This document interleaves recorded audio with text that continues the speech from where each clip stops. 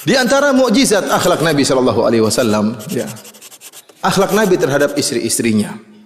Barang siapa yang merenungkan tentang akhlak Nabi terhadap istrinya, maka dia akan menemukan keajaiban. Nabi sallallahu alaihi wasallam adalah orang yang sangat romantis terhadap istri-istrinya. Bahkan Nabi sallallahu alaihi wasallam mengatakan, khairukum li ahlihi wa ana khairukum li ahli. Sebaik-baik kalian adalah yang terbaik bagi istri-istrinya dan aku yang terbaik bagi istriku. Dan ucapan Nabi ini bukan ucapan omong kosong. Dia membuktikan bahwasanya dia suami yang terbaik. Kata Nabi, aku yang terbaik di antara kalian terhadap istriku. Dan kalau kita perhatikan hadis-hadis Nabi tentang akhlak beliau terhadap istrinya, akan kita dapati memang akhlak Nabi luar biasa. Sebagai contoh, Nabi sallallahu alaihi wasallam masalah memanggil saja tidak sembarang memanggil istrinya. Rasulullah sallallahu alaihi wasallam memanggil Aisyah dengan kata-kata yang indah. Di antaranya Nabi sallallahu alaihi wasallam mengatakan, ya Aish. Rasulullah SAW melakukan apa?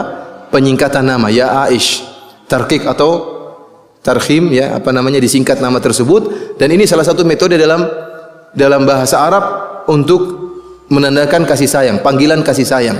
Rasulullah SAW tidak mengatakan ya Aisyatu, tetapi kata Rasulullah SAW ya Aisyu. Tak marbutohnya dihilangkan.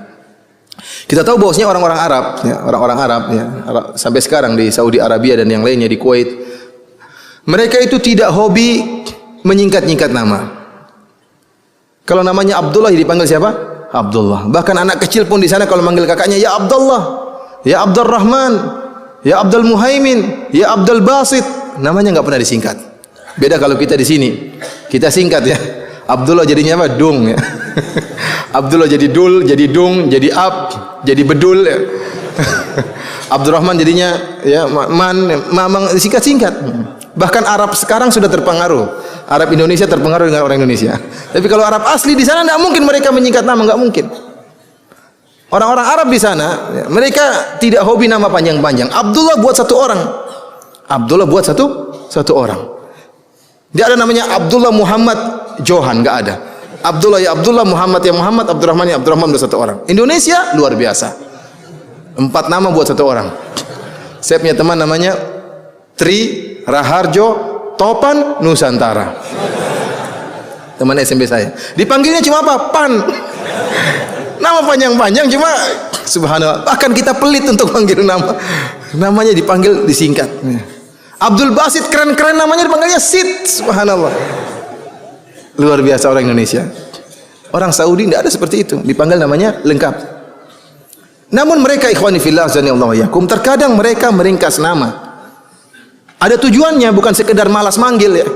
Khawatir capek manggilnya Abdurrahman kepanjangan Man ya. Tapi mereka menyingkat nama dalam rangka untuk panggilan kasih sayang. Dan ini biasanya tatkala mereka masih kecil, seperti Abdullah mereka panggil Abudi misalnya, Abdurrahman mereka panggil Duhman ya. Mereka singkat-singkat nama. Di antaranya seperti Rasulullah SAW tatkala manggil Aisyah. Rasulullah SAW menyingkat dengan apa? Ya Aisyu. Lihat, sampai masalah panggilan, Rasulullah SAW tidak sembarang memanggil apa? Istrinya, tapi panggilan dengan panggilan yang menunjukkan kasih sayang. Kemudian juga dalam riwayat yang lain Rasulullah SAW memanggil dengan panggilan yang lebih indah daripada ini. Kata Rasulullah SAW, ya Humaira, wahai wanita yang sangat putih sampai nampak rona-rona merah di pipinya. Karena Humaira merupakan tasghir dari Hamra, yang artinya merah. Kenapa Aisyah radhiyallahu taala anha dipanggil dengan Humaira? Karena kulit beliau yang sangat putih sampai nampak warna merah di pipi beliau. Lihat panggilan yang indah. Tatkala ada sifat yang cantik pada diri Aisyah, itu dijadikan bahan panggilan oleh Nabi sallallahu alaihi wasallam. Coba antum panggil istri antum demikian. Kalau istri antum rambutnya panjang, antum panggil wahai yang rambutnya terurai panjang. Indah seperti itu. Tapi antum tidak pernah panggil seperti itu. Antum panggil mbok, apa namanya, ndut, singkat dari gendut. Antum panggil dengan panggilan-panggilan yang tidak menunjukkan kecintaan sama sekali. Rasulullah SAW tidak demikian ya akhi. Rasulullah SAW tidak seperti kita ya. Kita Rasulullah kita ni suami-suami yang kurang romantis, tidak seperti Nabi SAW. Dan hati-hati dengan perkataan orang-orang Syiah. Orang-orang Syiah mengatakan Humaira diambil dari Himarah. Himarah itu keledai betina ya. Dan keledai itu adalah gambaran dari kegoblokan. Oleh karenanya kata mereka, lihat Nabi SAW menjuluki Aisyah dengan Himarah. Ya, mereka maksudnya ingin mencela Aisyah radhiyallahu taala anha. Tetapi Demikianlah orang-orang Rafidhah tatkala mereka mencela Aisyah, melazimkan mereka mencela Nabi sallallahu alaihi wasallam.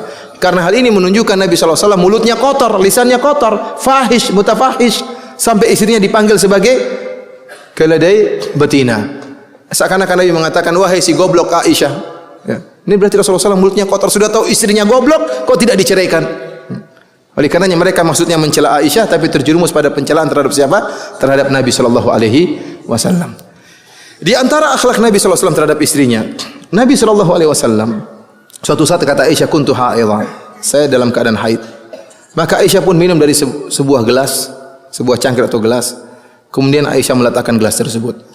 Maka gelas tersebut diberikan kepada Nabi atau diambil oleh Nabi sallallahu alaihi wasallam. Kemudian Nabi sallallahu alaihi wasallam mencari tempat bekas bibirnya Aisyah. Kemudian Rasulullah SAW minum dari bekas bibirnya Aisyah.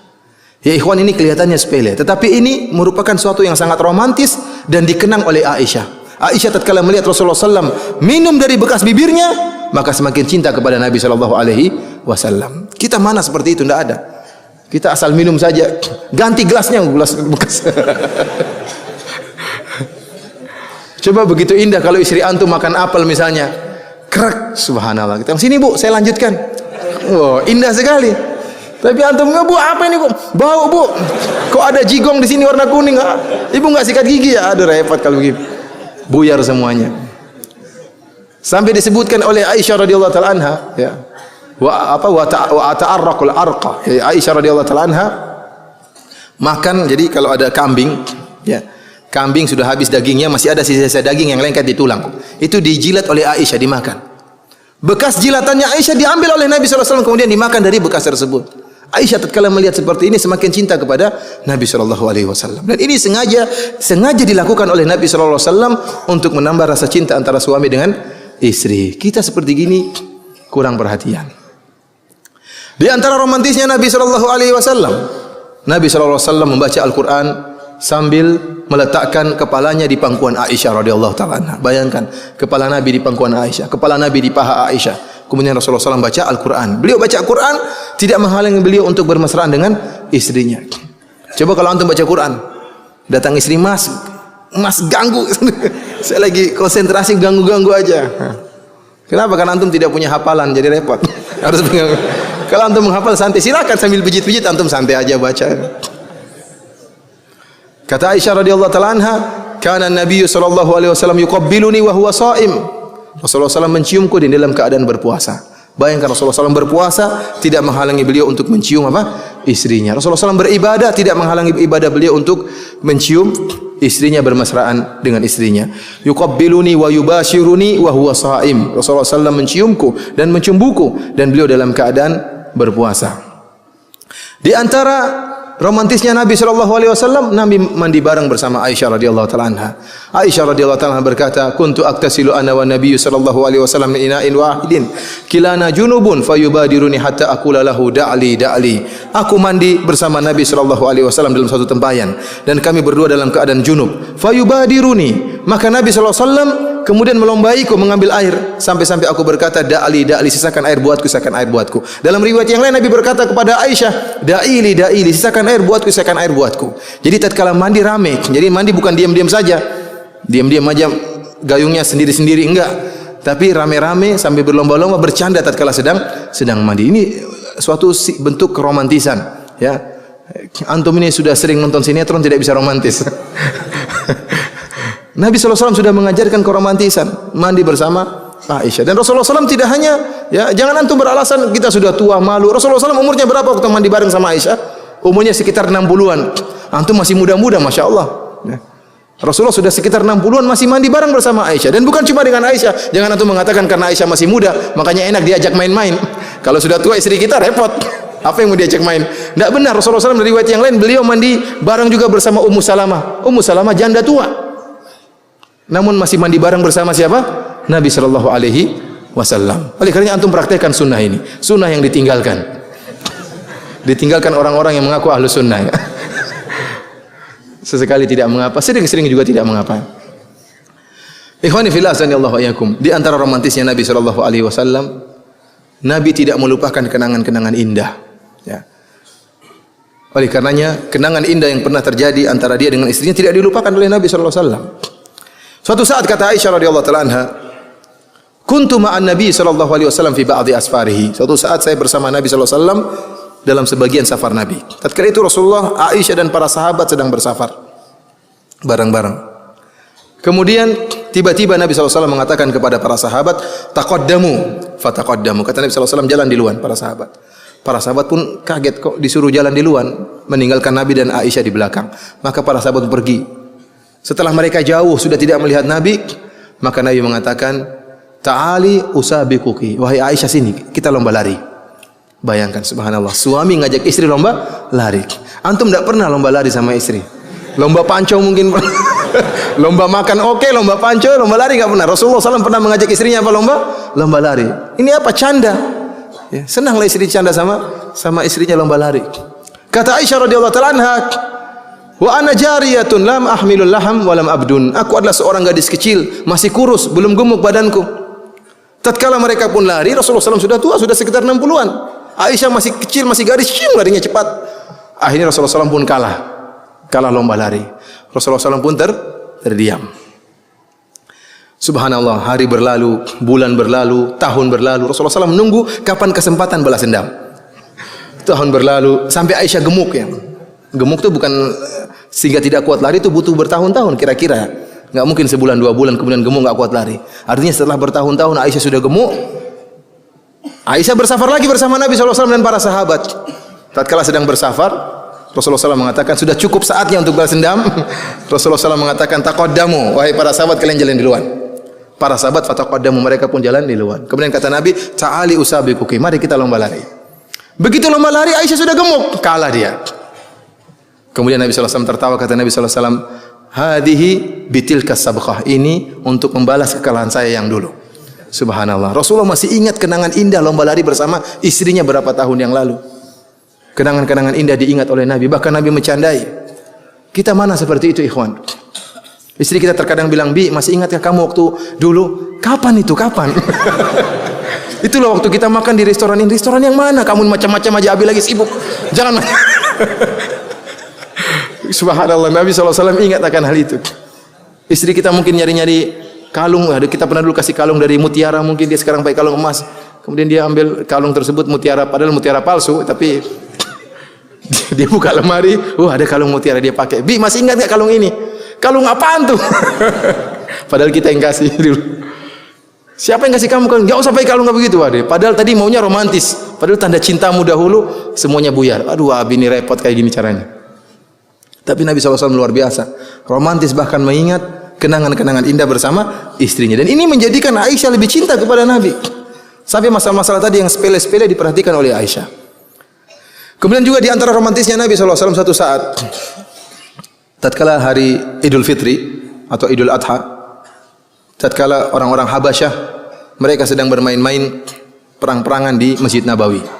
Dan Aisyah radhiyallahu kata Rasulullah SAW, "Ya Aisyah, ya lihat orang mereka main-main." Diajak nonton oleh Nabi SAW. Maka Aisyah pun dari dalam rumah kemudian berdiri dan Rasulullah SAW berdiri dari luar. Kemudian Aisyah radhiyallahu taala anha meletakkan dagunya di pundak Nabi dan menempelkan pipinya di wajah Nabi sallallahu alaihi wasallam untuk nonton. Jadi bertelekan kepada Nabi untuk nonton orang-orang Habasyah. Setelah itu, setelah berapa lama nonton, Rasulullah SAW sabar. Kemudian kata Rasulullah SAW, "Hasbuk, sudah cukup." Kata Aisyah, "Belum." Rasulullah SAW biarkan lagi Aisyah nonton. Sudah berapa lama lagi nonton? Rasulullah mengulangi lagi, "Hasbuki, sudah cukup." Kata Aisyah, "Belum." Dibiarin lagi nonton seberapa lama. Rasulullah SAW mengulangi lagi, "Hasbuki, sudah cukup." Akhirnya kata Aisyah, "Sudah cukup." Aisyah sengaja berlama-lama untuk menonton orang-orang Habasyah tersebut. Kata Aisyah, "Saya tidak ada minat untuk melihat mereka main perang-perangan, tapi agar orang-orang tahu kedudukan saya di sisi Nabi sallallahu alaihi wasallam." Jadi Aisyah lagi pamer waktu itu. Pamer bagaimana dia meletakkan pundaknya di dagunya di pundak Nabi dan menempelkan pipinya di pipi Nabi sallallahu alaihi wasallam. Oleh karenanya antum harus paham. Terkadang istri antum ingin pamer sama antum bahwasanya antum cinta sama dia. Nabi SAW menyatakan rasa cintanya kepada Aisyah tatkala ditanya, "Man ahabbun nasi ilaiki ya Rasulullah?" Siapa yang orang paling kau cintai? Kata Rasulullah, "Aisyah." Bayangkan istri kita kalau dengar suaminya ngomong begitu di hadapan teman-temannya. Yang paling saya cintai istri saya. Terus sampai ke telinga istri kita, kepalanya besar langsung. Rasulullah SAW tidak segan-segan untuk mengungkapkan seperti itu. Yang paling saya cintai siapa? Aisyah. Dan ini akan sampai kepada Aisyah radhiyallahu taala anha. Oleh karenanya para sahabat semua tahu istri yang paling dicintai oleh Nabi Aisyah radhiyallahu taala anha. Sehingga mereka tatkala ingin berikan hadiah kepada Nabi, mereka nunggu kapan Nabi di rumahnya Aisyah. Kalau Nabi lagi di rumahnya Aisyah, hatinya berbinar-binar, pas untuk kasih hadiah. Para sahabat tahu Rasulullah SAW sangat cinta kepada Aisyah. Dan Aisyah radhiyallahu taala anha tadi ingin menunjukkan kepada orang-orang bahwasanya Nabi cinta kepada dia. Dia punya kedudukan di sisi Nabi. Sehingga dia ingin lama-lama menunjukkan di hadapan orang-orang, dia pun berdiri dengan menempelkan pipinya kepada pipi Nabi sallallahu alaihi wasallam. Demikianlah istri kita pun terkadang demikian, antum harus paham. Istri kita itu terkadang ingin membanggakan kita di hadapan teman-temannya. Oleh karena ikhwani fillah azanillahu iyyakum, kalau ternyata suatu saat antum lagi berjalan sama istri antum, kemudian antum melewati teman-teman istri antum, kemudian istri antum megang tangan antum, maka biarin saja. Jangan antum bilang jangan. Dia lagi biarin aja, enggak jadi masalah. Lagian kan gratis, tidak bayar. Kecuali kalau dia minta belikan apa, tanda cinta atau repot, belikan mobil, belikan repot. Antum biarin aja. Subhanallah. Karena dia ingin orang-orang tahu antum cinta sama dia dan dia bahagia tatkala itu. Maka antum perhatikan perasaan wanita seperti itu. Ya. Kemudian ikhwani fillah azanillahu iyyakum, di antara romantisnya Nabi sallallahu alaihi wasallam tatkala Safiyah ingin naik di atas onta, maka Nabi sallallahu alaihi wasallam menegakkan kakinya untuk diinjak pahanya oleh Safiyah untuk naik ke atas apa? Onta. Luar biasa. Ya. Apakah antum bisa seperti itu? Kita kadang kalau mau naik mobil, ibu lewat sana. Harusnya kan kita bukakan pintu, silakan istriku sayangku, sudah masuk begitu tuh. Kamu lewat sana. Akhirnya antum jauh dari akhlak Nabi sallallahu alaihi wasallam. Jauh sekali ya. Kita bukan antum saja, kita semua. Mereka ikhwani fillah, barang siapa yang merenungkan tentang akhlak Nabi terhadap istrinya, dia tahu bahwasanya tidak mungkin ada seorang suami yang bisa seperti ini kecuali utusan Allah Subhanahu wa taala.